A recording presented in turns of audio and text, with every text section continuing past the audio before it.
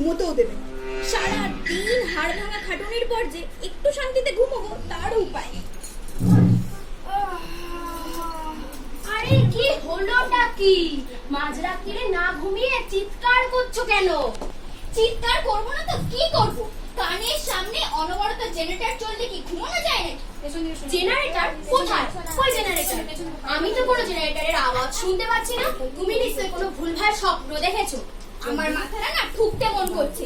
বলি, তোমার বুদ্ধি কি হাঁটুতে আছে নাকি? কেন তুমি জানো না লম্বা মানুষের বুদ্ধি হাঁটুতে থাকে?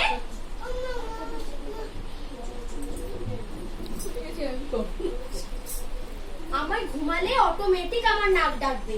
আর তোমার যদি এতই সমস্যা হয় তুমি কানে তুলো গুজে ঘুমিও। আর যদি তোমার ঘুম না আসে তুমি মাটিতে গিয়ে ঘুমিও। রাখো তুমি তোমার নাক, দয়া করে নাক ডাকাটা এবার বন্ধ করো। আরে বাবা, আমি কি করব? আমি ঘুমালে বললাম না আমার অটোমেটিক নাক ডাকবে। আর তাছাড়া তোমার কথার মধ্যে জিলিপির প্যাচ রয়েছে। আমি বাবা অত জিলিপির মার প্যাচ বুঝি না। এই তুমি আমাকে মাটিতে শুতে বললে কেন? এই বিছানায় কি শুধুমাত্র তোমার অধিকার আছে নাকি আমার অধিকার নেই? না, তুমি তো আমার অর্ধাঙ্গিনী, আমার সবকিছুতে তো তোমার অর্ধেক অধিকার।